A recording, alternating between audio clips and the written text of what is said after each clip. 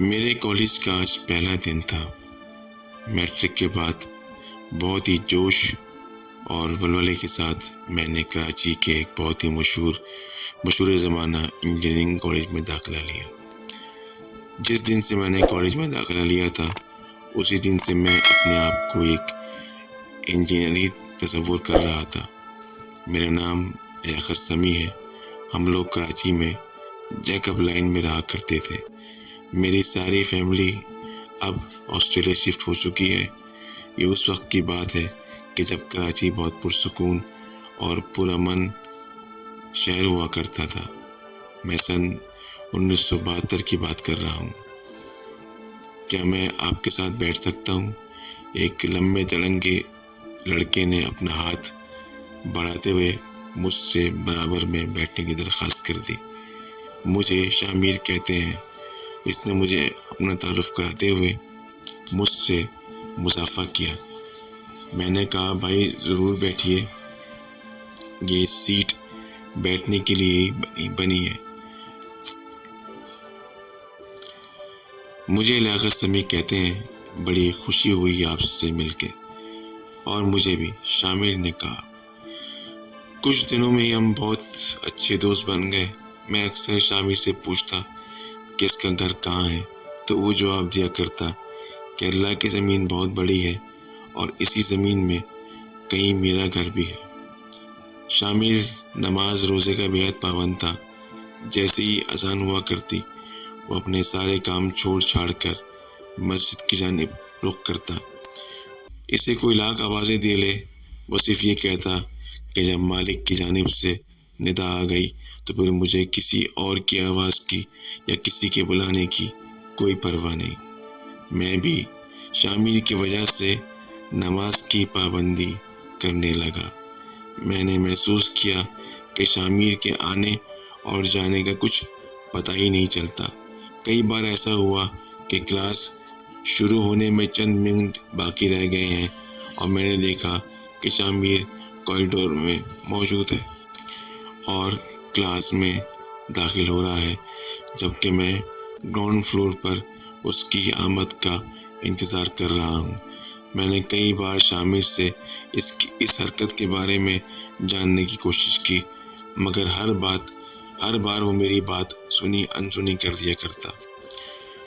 وہ مجھے اکثر ایسے پھل بھی کھلا دیا کرتا جو کہ گزرنے والے موسم کے ہوتے ہی نہیں تھے۔ میں اس سے پوچھا کرتا شامیر یہ سب پھل تم کہاں سے لے کے آتے ہو؟ تو وہ کہتا اللہ کی نعمتیں ہیں، اس کے بارے میں زیادہ سوال جواب مت کیا کرو۔ اگر کچھ کر سکتے ہو تو ان نعمتوں کا اللہ کی بارگاہ میں شکر ادا کر دیا کرو۔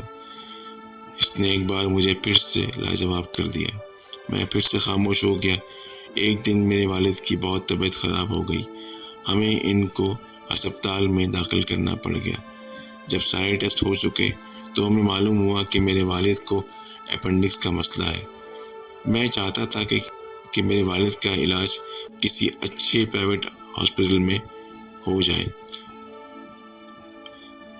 اور کسی اچھے پرائیویٹ ہسپتال میں اس دور میں بھی اور اس دور میں بھی علاج کروانا بہت مہنگا ہوا کرتا تھا۔ ہم والد کو لے کر گھر آ گئے۔ اگلے دن جب میں کالج گیا تو شامیر پہلے ہی سے کالج پہنچا ہوا تھا۔ وہ مجھ سے ملا اور کہنے لگا لیاقت تم پریشان مت ہو، تم اپنے والد کا علاج جس ہسپتال میں کرانا چاہو کروا لو، پیسے کی فکر مت کرنا۔ میرے لیے یہ بات کافی حیران کن تھی کیونکہ میرے والد بیمار ہیں۔ اس کا تذکرہ میں نے کبھی شامیر سے نہیں کیا۔ میں نے اس سے پوچھا شامیر تم کو یہ سب کیسے پتا؟ شامیر نے کہا مجھے تو سب معلوم ہے مگر تمہیں کچھ نہیں معلوم۔ لیاقت اسرار معلوم کرنے کی کوشش مت کرو، یہ سب بے معنی ہیں، ان کی کوئی اہمیت نہیں۔ اہمیت تو صرف اس بات کی ہے کہ تم اپنے والد کا علاج کسی اچھے اور مستند ہسپتال سے کرواؤ۔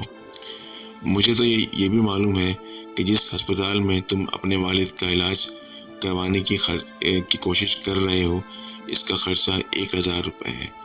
شامیر یہ سب بولتا چلا گیا اور میں سنتا چلا گیا۔ اس زمانے میں 1000 کی کافی اہمیت ہوا کرتی تھی۔ اس نے اپنی جیب سے اخبار میں لپٹے ہوئی رقم میرے حوالے کرتے ہوئے کہا کہ اگر اور سرمایہ درکار ہو تو مجھ سے بلا جھجک کہہ دینا۔ شامر کا مسکراتا ہوا چہرہ میرے سامنے تھا۔ فرط جذبات سے میری آنکھوں میں آنسو آ گئے۔ شامر، میں تمہارا شکریہ ادا کیسے کروں دوست؟ تم تو میرے برے وقت میں کام آ گئے۔ یہ پیسے میں تم کو بہت جلد واپس کر دوں گا۔ مجھے نہ ان پیسوں کی ضرورت ہے اور نہ مجھے ان سے کوئی خاص لگاؤ ہے، اور نہ ہی مجھے ان سے کوئی انسیت ہے، اور نہ ہی مجھے ان کی طلب رہتی ہے، کیونکہ یہ مال، دولت، پیسہ، یہ سب میرے رب کے خیر سے مجھے نہیں محفوظ کر سکتے۔ اگر مجھے کوئی محفوظ کر سکتا ہے تو وہ اس دنیا میں کیے گئے اچھے کام، اچھے اعمال، کچھ نیکیاں، یہ سب کچھ پانے کی تگدوں میں لگا رہتا ہوں۔ فضول باتوں میں وقت ضائع کرنے کے بجائے جاؤ اپنے والد کی خدمت کرو۔ اس کے بعد وہ لائبریری کی طرف چلا گیا۔ میں اپنی سوچوں کا انبار لیے اپنے گھر آ گیا اور گھر والوں کو خوشخبری سنائی کہ پیسوں کا بندوبست ہو چکا ہے۔ سب گھر والے بھی حیران تھے کہ اتنے کم وقت میں اتنے سارے پیسوں کا بندوبست کیسے ہو گیا۔ پھر میں نے ان کو سارا ماجرا سنایا۔ وہ سب ہی شامر کے حق میں دعائے خیر کر رہے تھے۔ میں نے اپنے والد کو ہسپتال میں داخل کروا دیا۔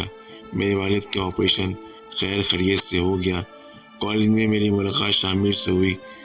اس نے کہا، ہاں بھائی، کیسا رہا تمہارے والد کا آپریشن؟ شامر نے مجھ سے پوچھا۔ میں نے جواب دیا، ہاں اللہ کا شکر ہے، سب بہتر ہے۔ ایک دن میں صدر کسی کام سے جا رہا تھا۔ میں نے دیکھا کہ ایک فقیرنی اپنے 12 سال کے بچے کے ساتھ سامنے سے آ رہی ہے۔ اس فقیرنی کے ہاتھ میں جلتی ہوئی سگریٹ تھی جس کے وہ کش بھر رہی تھی۔ میرا بیگ غلطی سے اس کے بچے سے ٹکرا گیا اور گزرتے ہوئے اس نے جلتی ہوئی سگریٹ میرے کلے پر لگا دی۔ تکلیف کی وجہ سے میری چیخیں نکل گئیں۔ جب میں نے پیچھے مڑ کر دیکھا تو فقیرنی مجھے دیکھ کر ہنس رہی تھی۔ اچانک کہیں سے ایک کالا بلّا آیا اور اس نے اس فقیرنی پر حملہ کر دیا۔ فقیرنی اس اچانک کیے گئے حملے سے بہت گھبرا گئی تھی اور بری طرح گر گئی۔ اس کالے بلے نے فقیرنی کے کلے پر اپنے پنجے سے وار کیا اور اسے زخمی کر کے وہاں سے غائب ہو گیا۔ گزرنے والے لوگ اس تماشے کو دیکھ کر لطف اندوز ہو رہے تھے۔ سامنے سے مجھے شامر آتا دکھائی دیا۔ وہ میرے پاس آیا اور مجھے کہنے لگا، تم ٹھیک تو ہو؟ تم کو زیادہ چوٹ تو نہیں لگی؟ ہاں میں ٹھیک ہوں، مگر تمہیں کیسے معلوم؟ او بھائی، میں اس روڈ کے سامنے کھڑا سب دیکھ رہا تھا، اس لیے مجھے معلوم ہے۔ ویسے بھی تم تو میری نگاہوں میں رہتے ہو۔ اچھا میں چلتا ہوں، شامر نے کہا، مگر تم کہاں جا رہے ہو؟ جہاں پر قسمت نے جانا لکھا ہے۔ اور پھر وہ چلا گیا۔ اس بار بھی وہ مجھ کو چکمہ دے کر چلا گیا۔ وقت گزرتا رہا۔ کالج کی پڑھائی مکمل ہونے والی تھی۔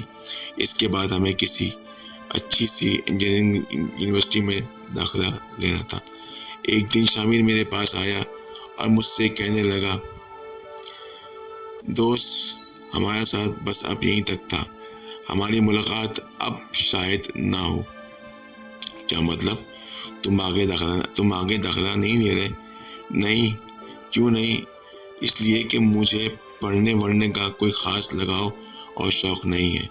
میں تو بس تمہاری وجہ سے اس کالج میں تھا، اور یہاں پر بھی میں نے مشکل سے چند کلاسیں ہی اٹینڈ کی ہوں گی۔ ہاں بھائی، تم تو ٹھہرے امیر باپ کی اولاد، تم کو پڑھنے کی کیا ضرورت؟ میں نے شامر سے کہا۔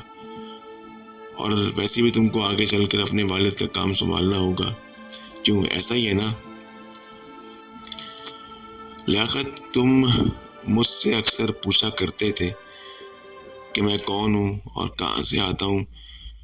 تمہاری ان باتوں کا جواب میں نے کبھی نہیں دیا۔ سوچا کہ جب وقت آئے گا تو تم کو تمہارے سوالوں کا جواب دوں گا۔ تمہیں یاد ہے ایک دن بہت تیز بارش ہو رہی تھی اور تم بازار سے آ رہے تھے. اس وقت تم نے ایک کالے بلی کے بچے کو گاڑی کے نیچے آنے سے بچایا تھا. تم اسے اٹھا کے اپنے گھر لے آئے تھے. کچھ دن کے بعد وہ بلی کا بچہ غائب ہو گیا تھا. ہاں یاد ہے. پر اس بلی کے بچے سے تمہارا کیا واسطہ؟ واسطہ ہے لیاقت، کیونکہ وہ بلی کا بچہ میں ہی ہوں. کیا مطلب؟ لیاقت، میرا تعلق قوم جنات سے ہے، اور جس بلی کے بچے کی تم نے مدد کی تھی وہ دراصل میں ہی ہوں. میں پھٹی پھٹی آنکھوں سے شامل کو دیکھنے لگا. آج اگر میں زندہ ہوں تو اللہ کے بعد اس کی وجہ تم ہو. ہم جنات کبھی بھی کسی کا احسان نہیں رکھتے. تم نے مجھے بچا کر مجھ پر اور میرے خاندان پر بہت احسان کیا ہے، جس کا بدلہ ہم ساری زندگی نہیں چکا سکتے. اب میں تمہارے سامنے کبھی نہیں آؤں گا، مگر تم ہمیشہ میری نگاہوں میں رہو گے، کیونکہ تم میرے ہمدم، میرے دوست ہو. اس دن کے بعد سے مجھے شامل کبھی نظر نہیں آیا. مجھے آج بھی محسوس ہوتا ہے کہ شامل میرے ارد گرد موجود ہے. میں نے کئی بار اسے آوازیں دی اور کئی بار اس نے میری بات کا جواب بھی دیا. وہ بس یہ کہتا ہے کہ تم میری نگاہوں میں ہو اور رہو گے. تو ناظرین، ویورز، میرے سامعین، یہ آج کی ہماری کہانی تھی جو کہ ہمیں لیاقت سمیع صاحب نے بھیجی تھی. آپ کو میری آواز سے میرے گلے کا اور میرے گلے کی خرابی کا اندازہ ہو ہی گیا ہوگا. کچھ دنوں سے گلا میرا بہت خراب ہے. آپ لوگوں سے دعا ہے کہ میری صحت کے لیے دعا کیجیے. ہم امید کرتے ہیں آپ کو ہماری کہانی پسند آئی ہوگی، اور ہم یہ بھی امید کرتے ہیں کہ ہم ہمارے چینل کو لائک، سبسکرائب اور شیئر ضرور کریں گے. السلام علیکم ورحمۃ اللہ وبرکاتہ.